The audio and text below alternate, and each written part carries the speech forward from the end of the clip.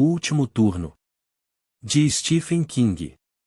Tradução por Regiane Winarsky. Get Me Again. Go back into my room. I'm gonna get me again. One with a barrel or two. You know I'm better off dead than singing these suicide blues. Cross Canadian Ragvier. 10 de abril de 2009, de Martine Stover. Sempre é mais escuro antes do amanhecer. Essa antiga pérola de sabedoria ocorreu a Rob Martin enquanto dirigia a ambulância lentamente pela Upper Marlborough Street na direção da garagem, que era no quartel do Corpo de Bombeiros no 3.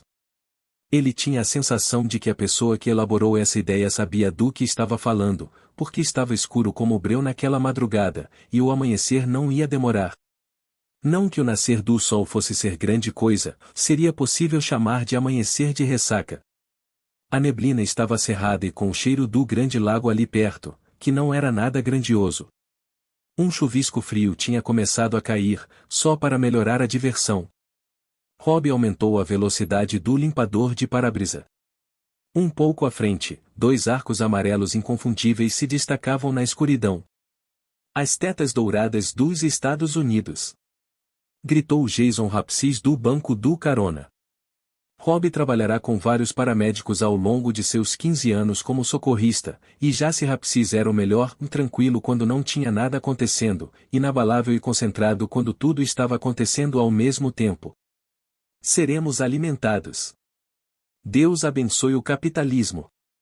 Pare, pare. Tem certeza? Perguntou Rob. Depois da aula prática que acabamos de ter sobre o que essa merda é capaz de fazer? A chamada que eles haviam acabado de atender foi em uma das mansões em Sugar Heights, onde um homem chamado Harvey Gallen ligara para a emergência reclamando de dores terríveis no peito. Eles o encontraram caído no sofá do que esse pessoal rico chamava de sala principal, uma baleia branca encalhada usando pijama de seda azul. A esposa estava em pé ao lado dele, convencida de que o marido ia bater as botas a qualquer segundo. MCD, MCD.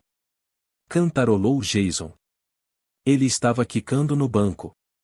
O profissional sério e competente que medira os sinais vitais do Sr. Gallen, com Rob bem ao lado, segurando o kit de primeiros socorros, com o equipamento de liberação de vias aéreas e a medicação para reanimação cardíaca, tinha desaparecido. Com a franja loura caindo nos olhos, Jason parecia um garoto de 14 anos grande demais. Pare, estou dizendo. Rob parou. Podia muito bem colocar para dentro um pãozinho com salsicha e talvez uma daquelas coisas estilo hash browns que mais pareciam uma língua de búfalo assada. Havia uma fila pequena de carros no drive-thru. Rob entrou no final dela. Além do mais, o cara nem teve um ataque cardíaco de verdade, disse Jason. Só uma overdose de comida mexicana. Nem quis ir para o hospital, não é? Era. Depois de alguns arrotos profundos e um sopro de trombone das regiões mais baixas que fizeram a esposa anoréxica se refugiar na cozinha, o Sr. Gallen se sentou, disse que estava se sentindo bem melhor e que não achava que precisava ser transportado para o Kinnear Memorial. Rob e Jason também não achavam que ele precisava ir depois de ouvi-lo recitar tudo o que tinha comido no Tijuana Rose na noite anterior. A pulsação era forte, e apesar de a pressão sanguínea estar um pouco elevada, devia estar assim havia anos e se mantinha estável no momento. O desfibrilador externo automático nem saiu do saco de lona. Quero 2 Egg MC Muffins e 2 Hash Browns, anunciou Jason. E café preto. Pensando melhor, 3 Hash Browns. Rob ainda estava pensando em Gallen. Foi indigestão desta vez, mas vai ser para valer em breve. Infarto fulminante. Quanto você acha que ele pesava? 140? 160? 150, no mínimo, respondeu Jason. E pare de tentar estragar meu café da manhã. Rob apontou para os arcos dourados suspensos em meio à névoa vinda do lago. Este lugar e todos os outros antros de gordura são grande parte do problema dos Estados Unidos. Como alguém da área médica, tenho certeza de que você sabe. Isso que você pediu? São 900 calorias pelo menos, cara. Se você acrescentar presunto ao Egg MC Muffin, chega perto das 1.300. O que você vai querer, Doutor Saúde? Pãozinho com salsicha. Talvez 2. Jason deu um tapa no ombro dele. Esse é dos meus. A fila avançou. Eles estavam a 2 carros da janela de atendimento quando o rádio embaixo do computador do painel soou. Os atendentes costumavam ser frios, calmos e contidos, mas esse soava como um locutor de rádio depois de tomar Red Bulls demais. Todas as ambulâncias e carros de bombeiro, temos um IMV. Repetindo, um IMV. Esta é uma chamada prioritária para todas as ambulâncias e carros de bombeiro. IMV era a abreviatura para o incidente com múltiplas vítimas. Rob e Jason se entreolharam. Acidente de avião, acidente de trem, explosão ou ato de terrorismo. Só podia ser um dos 4. O local é o City Center, na Marlborough Street. Repetindo, City Center, na Marlborough Street. Mais uma vez, é um IMV com possíveis mortes. Prossigam com cautela. O estômago de Rob Martin se embrulhou. Ninguém dizia para você prosseguir com cautela quando ia para um local de acidente ou explosão. Só restava o ato de terrorismo, que podia ainda estar acontecendo. A atendente recomeçou a falação. Jason ligou as luzes e a sirene enquanto Rob girava o volante e guiava a ambulância Fregotliner para a faixa que contornava o restaurante, raspando no paralama do carro da frente. Eles estavam a 9 quarteirões do City Center, mas se a Al-Qaeda estava atirando em todo mundo com Kalashnikovs, a única coisa que eles tinham com que se defender era o confiável desfibrilador externo. Jason pegou o microfone. Recebido, Central, aqui é a unidade 23 do quartel do Corpo de Bombeiros no 3, chegada provável em 6 minutos. Eles ouviram outras sirenes em outras partes da cidade, mas, a julgar pelo som, Rob achou que a ambulância deles era a mais próxima do local. Uma luz acinzentada tinha começado a surgir no céu, e, quando eles saíram do McDonald's e entraram na Upper Marlborough, um carro cinza saiu do meio da névoa, um sedã grande com capô amassado e grade bem enferrujada. Por um momento, os faróis de alta definição, ligados no máximo, os cegaram. Rob apertou a buzina dupla e desviou. O carro parecia um Mercedes, mas ele não tinha certeza. Saiu da contramão e logo se transformou em apenas um par de lanternas traseiras sumindo na névoa. Caramba, essa foi por pouco, disse Jason. Você não pegou a placa, pegou? Não. O coração de Rob estava batendo com tanta força que ele o sentia pulsando na garganta. Estava ocupado demais salvando nossas vidas. Escute, como pode haver múltiplas vítimas no City Center? Deus nem acordou ainda. Lá deve estar fechado. Pode ser sido um acidente de ônibus. Tente de novo. Eles só começam a passar às 6. Sirenes. Sirenes em toda parte, começando a convergir como bips em um radar. Uma viatura de polícia passou voando por eles, mas, até onde Rob percebia, eles ainda estavam à frente das outras ambulâncias e dos carros de bombeiro. O que nos dá uma chance de sermos os primeiros a levar tiros ou ser explodidos por um árabe maluco gritando Allahu Akbar, pensou Rob. Que legal para nós. Mas trabalho era trabalho, então seguiu pela rampa íngreme que levava até os prédios administrativos e ao auditório feio onde ele votava até se mudar para os arredores da cidade. Frei! Gritou Jason. Puta merda, Robbie, Frei! Uma multidão surgiu do meio da névoa e correu na direção deles, algumas pessoas quase fora de controle por causa da inclinação da rampa. Elas estavam gritando. Um sujeito caiu, rolou, se levantou e correu com a camisa rasgada voando sob o paletó. Rob viu uma mulher com a meia calça rasgada, canelas sangrando e só um sapato.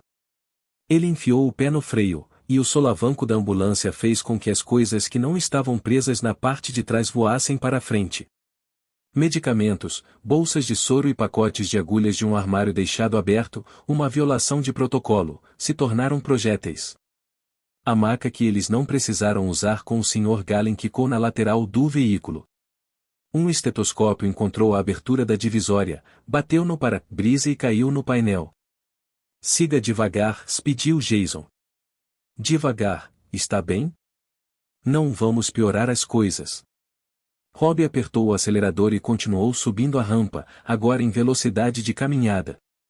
As pessoas continuavam vindo, centenas delas, ao que parecia, algumas sangrando, a maioria não parecendo machucada, mas todas apavoradas. Jason abriu a janela e se inclinou para fora. O que está acontecendo? Alguém pode me dizer o que está acontecendo? Um homem se aproximou, com o rosto vermelho e ofegando. Foi um carro. Partiu para cima da multidão como um cortador de grama. O maluco filho da mãe quase me acertou. Não sei quantos ele atropelou. Ficamos encurralados como porcos por causa dos pedestais que montaram para organizar a fila. Ele fez de propósito, e as pessoas estão caídas lá cara, bonecas ensanguentadas. Contei pelo menos 4 mortos. Deve ter mais. O cara passou a andar em vez de correr agora que a adrenalina estava baixando. Jason soltou o cinto de segurança e se inclinou para gritar para ele. Você viu de que cor era? O carro que fez isso? O homem se virou, pálido e desgrenhado. Cinza. Um carro grande e cinza. Jason voltou a se sentar e olhou para Rob. Nenhum dos dois precisou falar, foi o carro do qual eles desviaram quando saíram do McDonald's.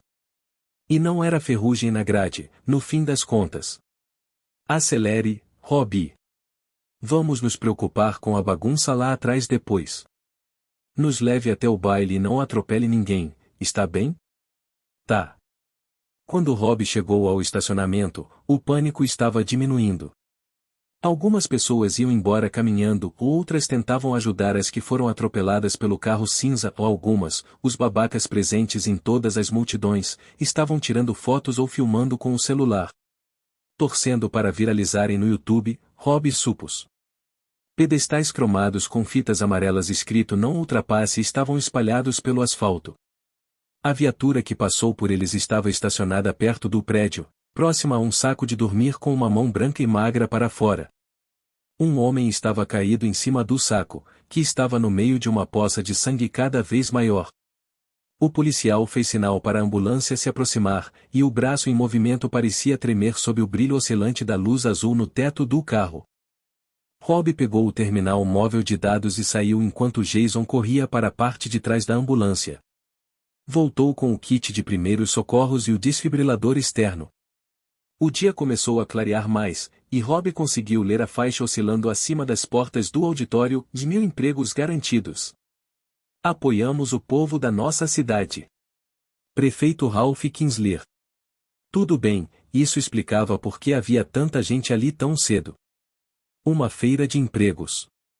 Os tempos andavam difíceis em todo lugar desde que a economia sofrera o próprio infarto fulminante no ano anterior, mas estavam especialmente ruins naquela cidadezinha à beira do lago, onde os empregos começaram a sumir mesmo antes da virada do século.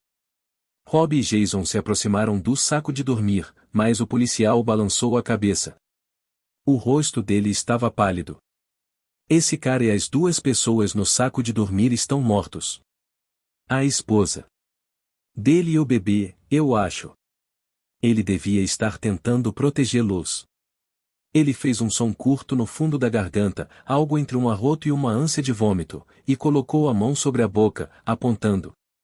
Aquela moça ali ainda pode ter alguma chance. A moça em questão estava caída de costas, com as pernas torcidas em um ângulo que sugeria trauma sério. A virilha da calça bege estava escura de urina. O rosto, ou o que havia sobrado dele, estava sujo de graxa. Parte do nariz e boa parte do lábio superior tinham sido arrancados. Os dentes impressionantemente brancos estavam expostos em um rosnado involuntário. O casaco e metade do suéter de gola rolê também foram arrancados. Grandes hematomas escuros surgiam no pescoço e no ombro.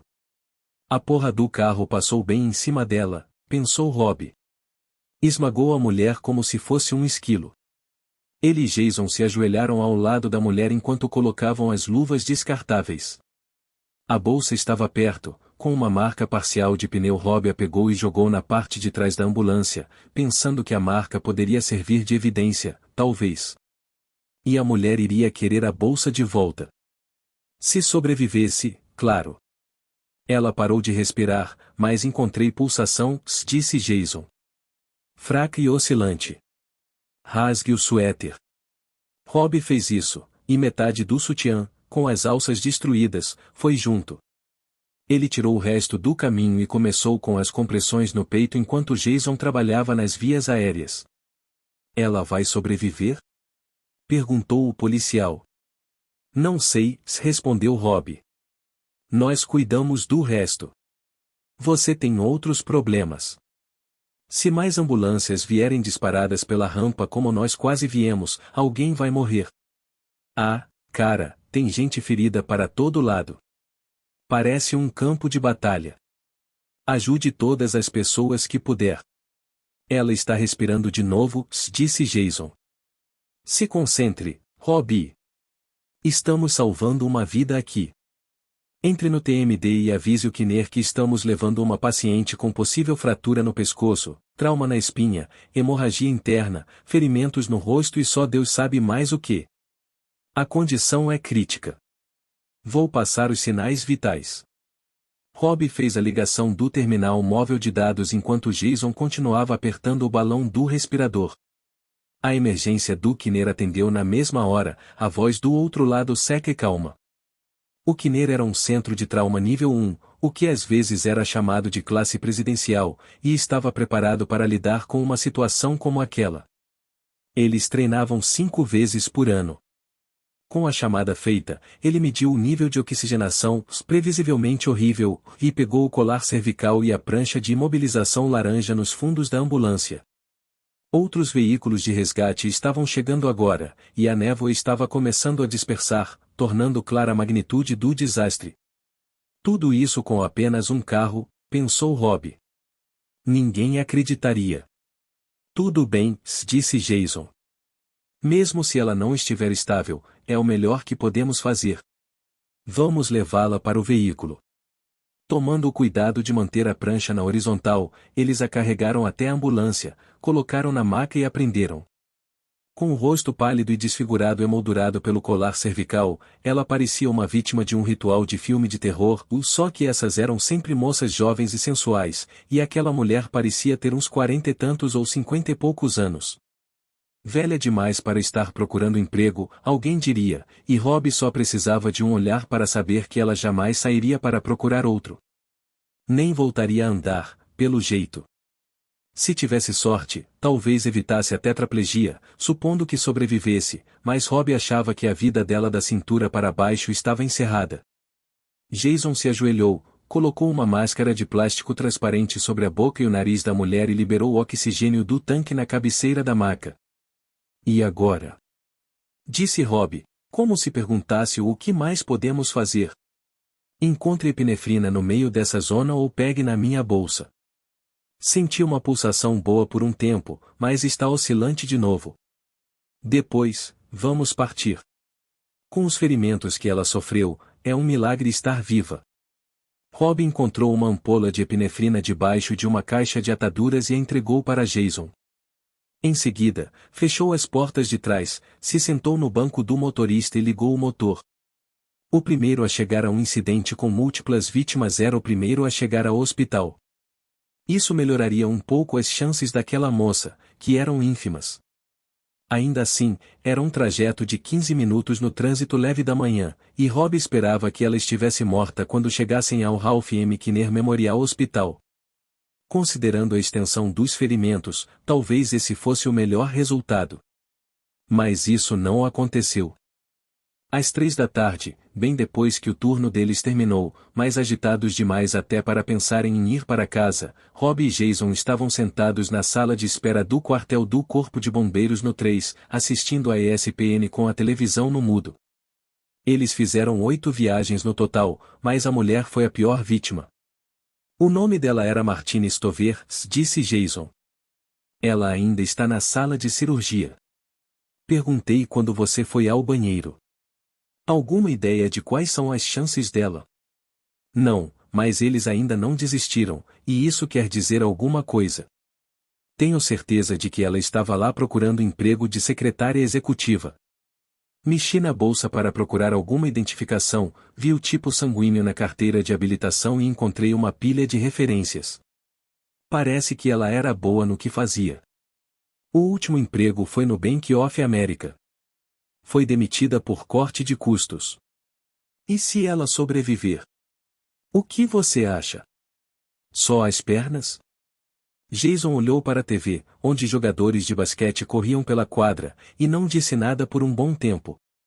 Se ela sobreviver, falou ele, por fim, vai ficar tetraplégica. Tem certeza? 95% de certeza. Uma propaganda de cerveja começou a passar. Jovens dançando com empolgação em um bar. Todo mundo se divertindo. Para Martina Stover, a diversão havia acabado. Robbie começou a imaginar o que ela teria que encarar se sobrevivesse.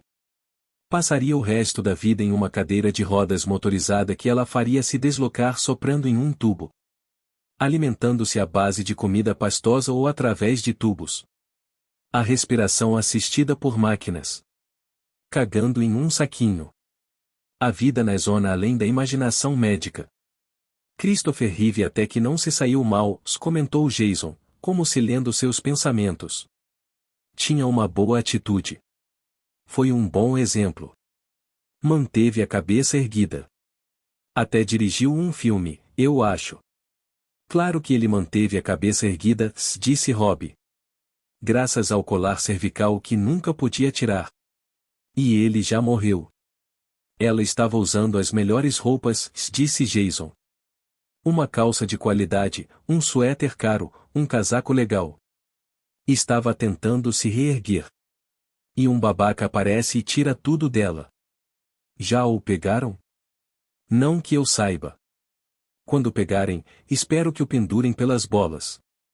Na noite seguinte, enquanto levavam uma vítima de derrame para o Kinnear Memorial, os dois deram uma espiada em Martina Stover. Ela estava na UTI e dava sinais de função cerebral crescente, que indicavam a recuperação iminente da consciência. Quando ela voltasse a si, alguém teria que lhe dar a má notícia, ela estava paralisada do peito para baixo. Robbie Martin ficou feliz de aquela pessoa não ter que ser ele.